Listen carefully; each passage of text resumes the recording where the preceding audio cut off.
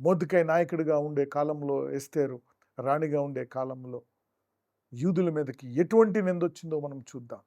What a horrible staff. ఇక్కడ మరి సాధారణంగా యూదులు దేవునికి తప్ప ఎవరి ముందు మోకరించరు.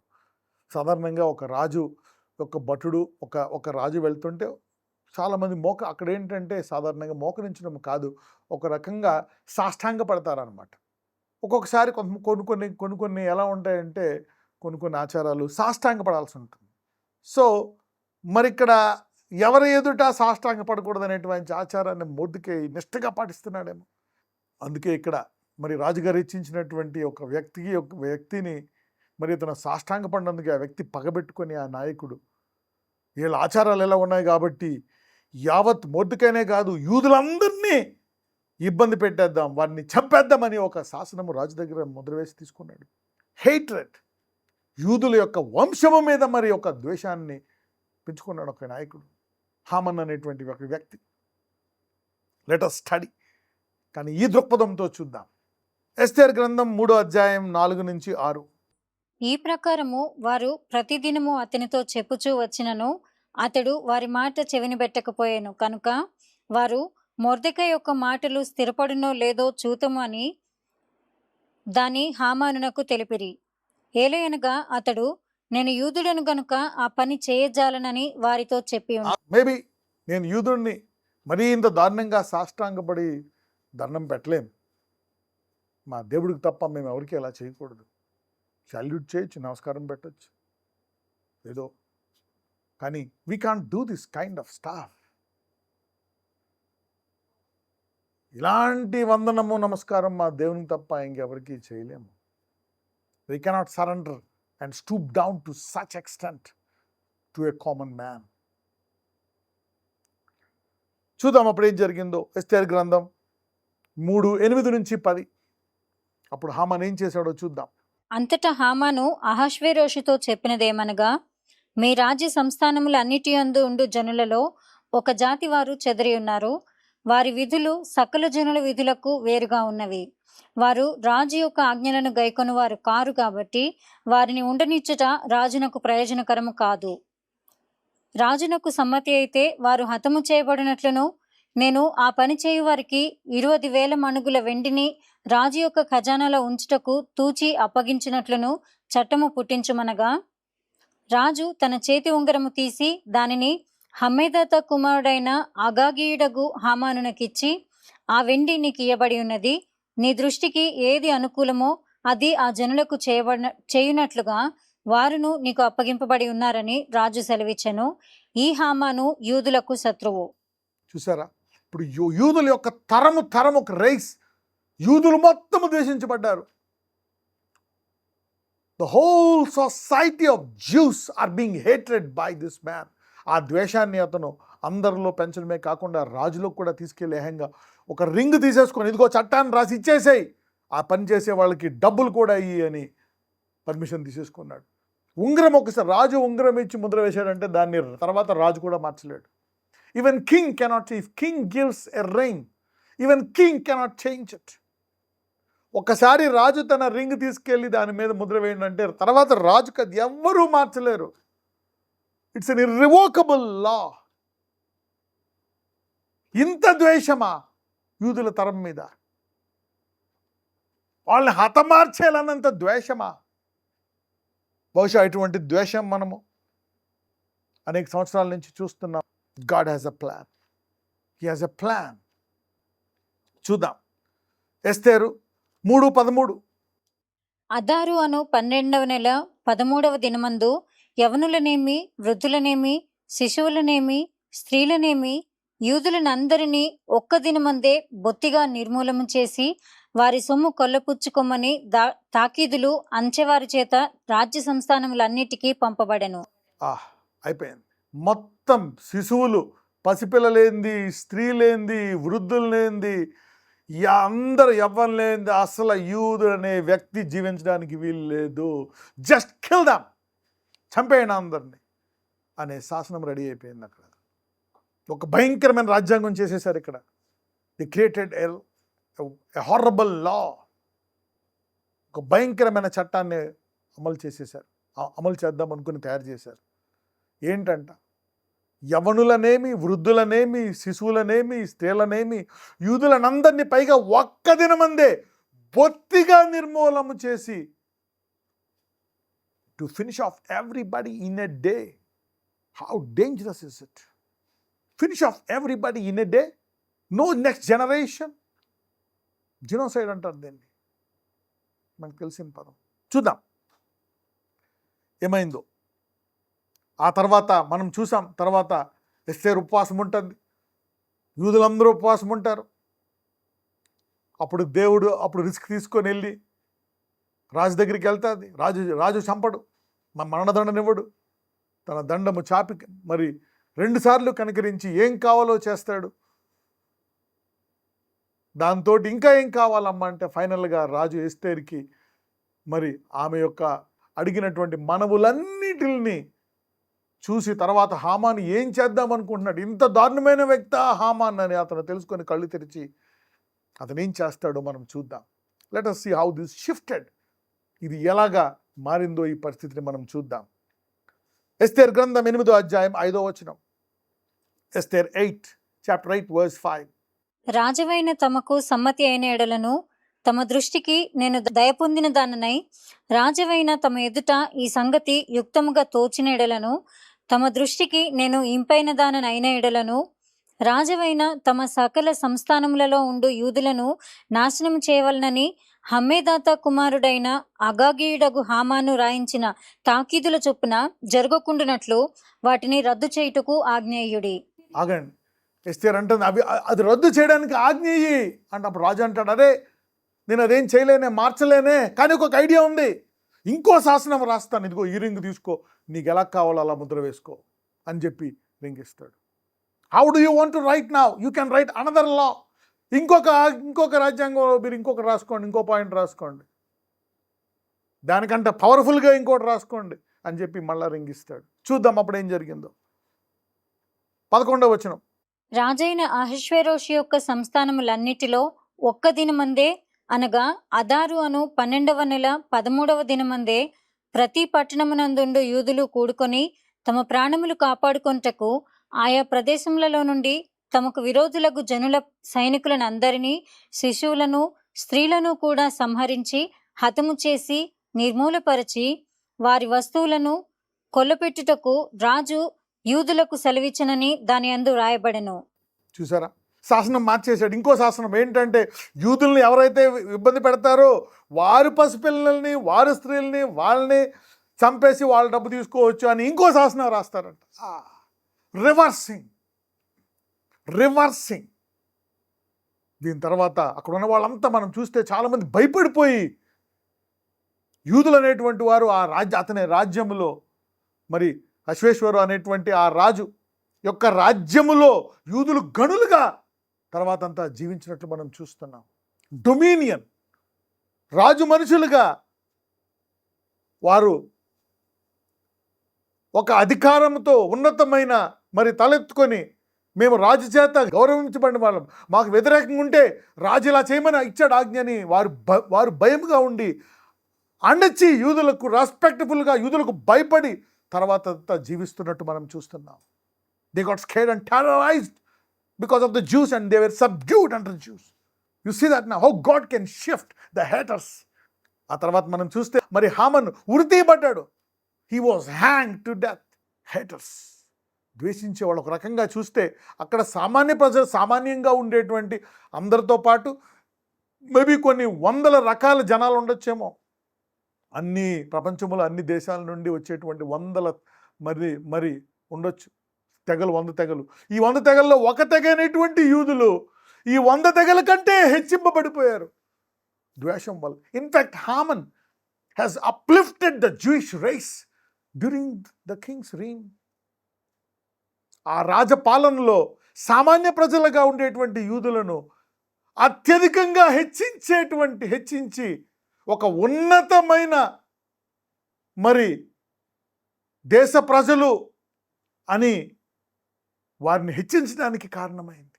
Maybe your haters will lift you up and give you a reputed name, dominion, authority and power. Your haters hated people and up grievously. మరి ద్వేషించేవారు ఎలా ముగింపబడ్డారో మనం చూసాం. ద్వేషింపబడ్డవారు ఎలా హెచ్చింపబడ్డారో మనం చూస్తున్నాం ఇక్కడ. 13వ వచనం 13. మరియు ఈ తాకీదుకు ప్రతులు రాయించి ఆయా సంస్థానములలోని జనులకందరికీ పంపించవలననియు, యూదులు తమ శత్రువుల మీద పగ తీర్చుకొనుటకు ఒకానొక దినమందు సిద్ధముగా ఉండవలననియు ఆజ్ఞ ఇయ్యబడెను. చూసారా, God is watching the haters and those who are being hated. దేవుడు ద్వేషించే వాళ్ళని చూస్తున్నాడు, ద్వేషింపబడిన వారిని చూస్తున్నాడు. ఇద్దరికి ఏం జరిగిందో మనం ఇప్పటికి చూసాం. మొదటగా మనము యాకోబు జీవితంలో చూసాం, లేయా జీవితంలో చూసాం. యాకోబుకి ఏమైందో, ఏసావుకి ఏమైందో చూసాం. లేయాకి ఏమైందో, రాహేల్కి ఏమైందో చూసాం. యోసేపుకి ఏమైందో మనం చూసాం. వారి సహోదరులందరూ వచ్చి ఆయనకి మొక్కి ఆయన కింద భయంగా తర్వాత జీవితం జీవించేటువంటి పరిస్థితి ఏర్పడ్డది. మరి ఎస్తేరు కాలంలో మరి యూదులు ఈ పరిస్థితి ఎలా హెచ్చింపడ్డారో చూసాం. సామాన్యులుగా ఉండే యూదులు ద్వేషం. In fact maybe haters lift you up, give you good name. నీ పేరుని పాడు చేద్దామని, నిన్ను ఇబ్బంది పెడదామని అనుకుంటే వాళ్ళు నీకు మంచి పేరుని తెచ్చిపెట్టి నిన్ను హెచ్చించి నిన్ను ఆశీర్వదించడానికి మరి కారకులు అవుతారు. Let's talk about Daniel in perspective of hatred. Okay, ఇక్కడంతా సింహాలని ఎలా ఆపాయని ప్రశ్నగా ఉంటుందని మనం చూస్తాం. కానీ ఇక్కడ ద్వేషము ఎలా చేస్తుందో చూద్దాం. ఓకే, దానియేలు గ్రంథం 6వ అధ్యాయం. మరి దానియేలుని ద్వేషించి మరి సింహబోన్లు వేసేద్దాం అనుకుంటారు, ఎందుకంటే దేవుడు అతను హెచ్చిస్తాడు. మరి రాజు తర్వాత అతనే ఉన్నతమైన వాడు అనే రీతికి హెచ్చించేటప్పటికి మిగిలిన వాళ్ళందరికీ అసూయ వచ్చేసి ఇతన్ని ఏం చేద్దామా అని చూస్తారు, కానీ ఏ విషయంలో కనుక్కోలేరు. తుదకు ఆహా, తన దేవుడి విషయంలో ఇలా చేస్తున్నాడు, దానికి రాజు నుంచి ఒక శాసనం పుట్టిస్తే బాగుంటుందని వారు తయారు చేసుకోరు. చూద్దాం డానియల్ 6:5. అందుక మనుషులు అతని దేవుని పద్ధతి విషయమందే గాని మరి ఏ విషయమందును అతనిలో లోపము కనుగొనలేము అనుకొనిరి. 7వ వచనం. రాజ్యపు ప్రధానులు, సేనాధిపతులు, అధిపతులు, మంత్రులు, సంస్థానాధిపతులు అందరూ కూడి రాజు ఒక ఖండితమైన చట్టము స్థిరపరిచి దానిని శాసనముగా చాటింపజేయనట్లు యోచన చేసిరి. ఎట్లనగా 30 దినముల వరకు నీ యొద్ద తప్ప మరి ఏ దేవుని యొద్దనైనను మానవుని యొద్దనైనను ఎవడును ఏ మనవియు చేయకూడదు. ఎవడైనను చేసినెడలా వాడు సింహముల గుహలో పడద్రోయబడును. రాజా, ఈ ప్రకారముగా రాజు శాసనం ఒకటి పుట్టించి. చాలండి, చూసారా, మనం చూస్తే అది ద్వేషించింది ఒక వ్యక్తి అవ్వచ్చు, దేశం అవ్వచ్చు, ప్రపంచం అవ్వచ్చు. ద్వేషం ఓడిపోతుందని చూసాం. We see hatred being defeated. ఎందుకంటే గాడ్ ఈజ్ లవ్. నీ చిత్తం పరలోకం నెరవేర్చినట్లు భూమి మీద నెరవేరును గాక. పరలోకంలో ఎలాగ నీ ప్రేమ ఉంటుందో అందరిలో ప్రేమ ఎలాగ ఉంటుందో అలాగే భూమి కూడా ఆ ప్రేమతో నింపుమయ్యా మా మధ్య జనాల మీద. So if there is hatred, అక్కడ ద్వేషం అనేది ఉంటే అది దేవునికి వ్యతిరేకత, అది నెరవేరదు, అది అంతమైపోవాల్సిందే. ఒకవేళ ఏమైనా ఉంటే ప్రేమిద్దాం, లేకపోతే కామ్గా ఉందాం. ద్వేషం అయితే చేయకూడదని నేర్చుకోవాలి యాక్చువల్గా దీని ద్వారా. It's better not to hate.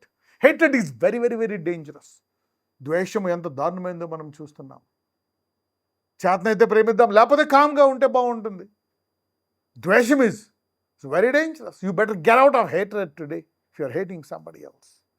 ఈరోజు ఎవరైనా ద్వేషిస్తున్నారా? మానుకోండి. పగబెట్టేసుకున్నారా? మానుకోండి.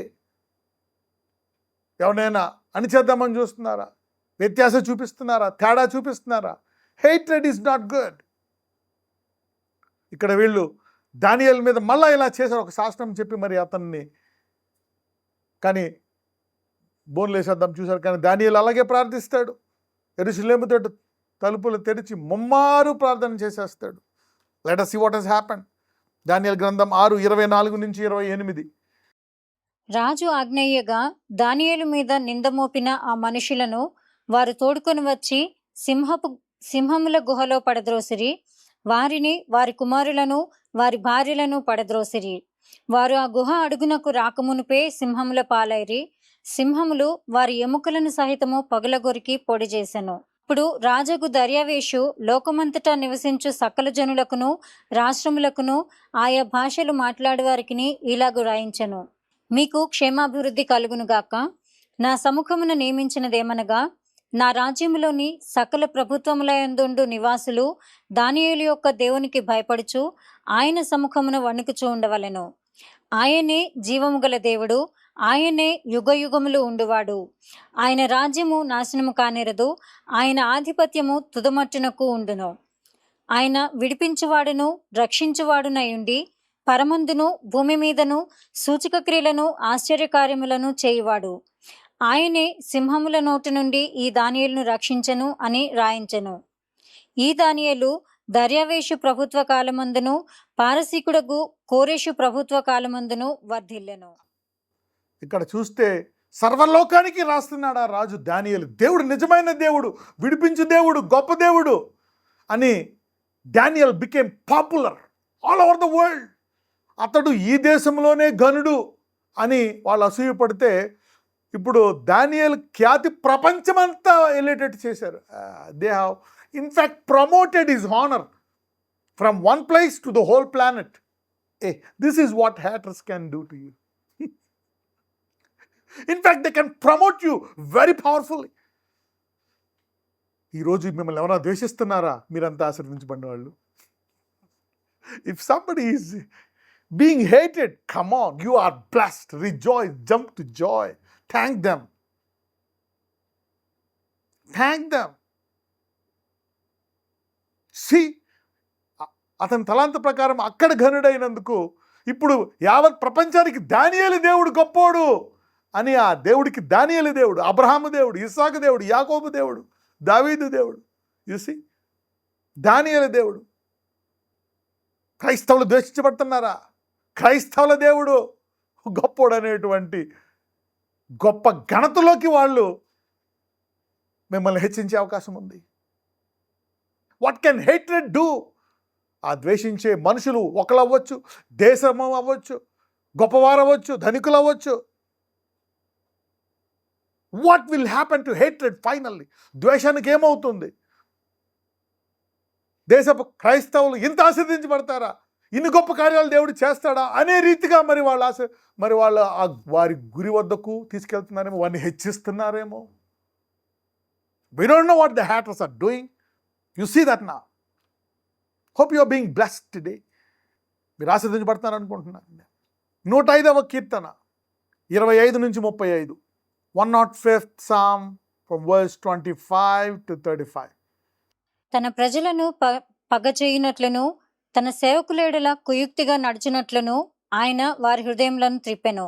Let's wait here. He turned their heart to hate his people. మరి ఐగుప్తీయులు వారి హృదయం కఠినమైపోయింది. వారి మీదకి ఇంక ఇప్పుడు వాళ్ళు దేవుడిని తెలుసుకోలేకపోతున్నారు, ఎలా హింసిస్తూనే ఉన్నారు. సో వారి హృదయము తిరిగిందంట, ద్వేషముతో తిరిగిందంట. ఎవరి మీద? ఇజ్రాయెల్ మీద. he turned their heart to hate his people. Maybe వాళ్ళ హృదయము హంతకుల హృదయం అయిపోయి ఉండొచ్చు, దేవునికి వ్యతిరేక హృదయం అయిపోయచ్చు. మనం చూసాం రోమియోల్లో, నీవు దేవునికి స్తోత్రము చేయకపోతే, కృతజ్ఞతగా ఉండకపోతే, దేవునికి వ్యతిరేకంగా ఉంటే నీ హృదయాన్ని ఆయన తొచ్చపు పనులకు అప్పగిస్తాడని ఉంది. he will release, he will assign your heart. మరి దేవుని యొక్క సహజమైనటువంటి ప్రేమను నువ్వు గౌరవించకపోతే ఆ ప్రేమను ఎలాగ మనిషికి, స్త్రీకి, పురుషుడికి ఎలాగా ఆయన అప్పగిస్తాడో మనం చూసాం. అలాగే వీళ్ళు దేవునికి అనుకూలంగా నడుచుకోలేదు కనుక వాళ్ళ హృదయము ద్వేషించేటట్లు అయిపోయింది. They started hating people. ద్వేషించడం మొదలుపెట్టారు. తన ప్రజలను మరి పగ చేయనట్లు, తన సేవకుల ఎడల కుయుక్తిగా నడిచినట్లు ఆయన వారి హృదయములను తిప్పాను. Let us see what happened. Continue. ఆయన తన సేవకుడైన మోషేను తాను ఏర్పరచుకొనిన అహరోనును పంపెను. Then there is an anointing being received. Deliverers, angels will be sent. Power will be sent if somebody is hating you. In fact, నేను ఎవరైనా ద్వేషిస్తున్నారా అని అనుకోవాలి. నా గురి నాకు దగ్గరగా ఉంది. Maybe it's time for me to enter in to my destination. 400 సంవత్సరాలు బానిసలుగా ఉండి ఆఖరిలో వారు బాగా ద్వేషం పడుతున్నారు. ఎందుకు ఇంతకాలం ఏదో పని చేసుకుంటున్నామో, మా బతుకులు ఇంతే అనుకుంటే ఇప్పుడు ఇంత దారుణంగా ద్వేషిస్తున్నారేంటి మమ్మల్ని? నేను తట్టుకోలేకపోయారు. Why are we slaves just serving this country for a piece of bread being hated so much? కేవలం మేము ఒక రొట్టె ఇస్తున్నారు, మాకు కొంచెం భోజనం తినడానికి కొలిచిస్తున్నారు. ఇంత పనిచేసి ఈ దేశాన్ని ఇంత ఆశీర్వదించాం.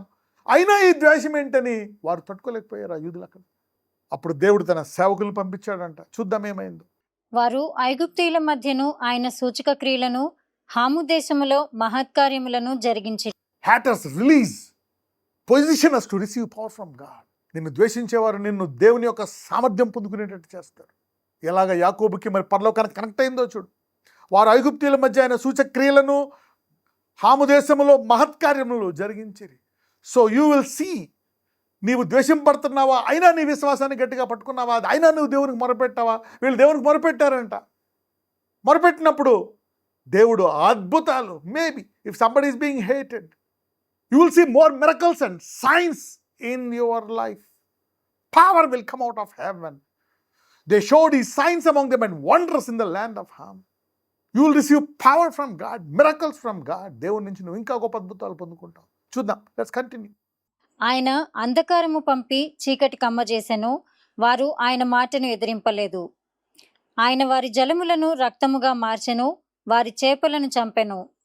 వారి దేశములో కప్పలు నిండెను, అవి వారి రాజుల గదులలోనికి వచ్చెను. ఆయన ఆజ్ఞయ్యగా జోరీగలు పుట్టెను, వారి ప్రాంతములన్నిటిలోనికి దోమలు వచ్చెను. ఆయన వారి మీద వడగండ్ల వాన కురిపించెను, వారి దేశములో అగ్నిజ్వాలలు పుట్టించెను. వారి ద్రాక్ష తీగలను వారి అంజూరపు చెట్లను పడగొట్టెను, వారి ప్రాంతంలో ఎందలి వృక్షములను విరగగొట్టెను. ఆయన ఆజ్ఞయ్యగా పెద్ద మిడతలను లెక్కలేని చీడపురుగులను వచ్చెను. అవి వారి దేశపు కూర చెట్లన్నిటినీ వారి భూమి పంటలను తినివేశెను. చాలండి.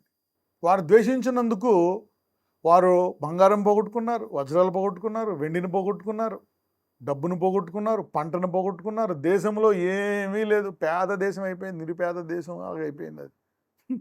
So haters are losers, great losers. పిల్లల్ని కోల్పోయారు, సముద్రంలో వారి యొక్క సైన్యాన్ని కోల్పోయారు, ఆస్థంతా కోల్పోయారు, పొలాలు పంటలకు కోల్పోయారు. They lost. What a losers are haters. ద్వేషించే వాళ్ళకి ఆ టైంలో బాగానే ఉంటుంది, ద్వేషించే టైం, వాళ్ళు శిక్షించే టైము, ఆ పిల్లల్ని చంపే టైంలో బాగానే ఉన్నారు వాళ్ళు. కానీ తర్వాత వారి పంట చూస్తే దే లాస్ట్ పోర్. వారి గర్వాన్ని దేవుడు పూర్తిగా తీసివేశాడు. ఎప్పటికీ ఐగుప్తు పేద దేశంగానే మిగిలిపోయింది. Still it is a poor country. Haters always lose mightily. ద్వేషం పడి వారు ఎలా కోల్పోయారో మనం చూసాం. అయితే ఆ ద్వేషాన్ని తీసుకొని వారితో తిరుగుబాటు చేయకుండా దేవుని యందు మొరపెట్టు వారిని ఎలాగా వాళ్ళు కానానికి వెళ్ళి ఆశీర్వదించబడిన దేశముగా, అప్పిచ్చేవారుగా, ఉన్నతమైన దేశముగా, ఆశీర్వదించబడినటువంటి ఇజ్రాయెల్ దేశముగా ఇప్పటికీ మిగిలిపోయింది. Haters push people those who they hate into their destination. నజరేయుడైన యేసయ్య, ఇదిగో ప్రభువా, నీ వాక్యంలో సెలవిచ్చున్నావు. మమ్మల్ని ఎవరన్నా ద్వేషిస్తున్నట్లయితే ఎలాగ నీ చిత్తాన్ని మేము మా సొంత ఆలోచనలోకి వెళ్లకుండా, మా సొంత తలంపులతో చొప్పున ప్రవర్తించకుండా, మళ్ళా తిరిగి మేము కూడా పగతో ఉండకుండా నీ చిత్తానుసారముగా చేస్తే ఎలా జరుగుతుందో నీవు అనేక సందర్భాల్లో మాకు బోధించావు నాయన. ఎలాగా నీవు ద్వేషించు వారిని, ద్వేషం పడుతూ వారిని చూసి ద్వేషం పడుతూ వారిని ఎలాగ ఆశీర్వదించి వారి గురి వద్దకు తీసుకువెళ్ళావు, ఎంత గొప్ప ఆశీర్వాదాలు తీసుకెళ్ళి వారి పట్ల నువ్వు దగ్గర ఉన్నావో నువ్వు చూసావు నాయన. కాబట్టి మా హృదయాలు ఎవరినైనా ద్వేషిస్తున్నట్లయితే మమ్మల్ని క్షమించండి, పశ్చాత్తాపడుతున్నాం. ఈ రోజు నుంచి మేము ద్వేషిస్తున్నట్లయితే మా హృదయాలను ప్రేమించే హృదయాలుగా మార్చండి అయ్యా. Lord Jesus, heal our hearts, bless our hearts అయ్యా.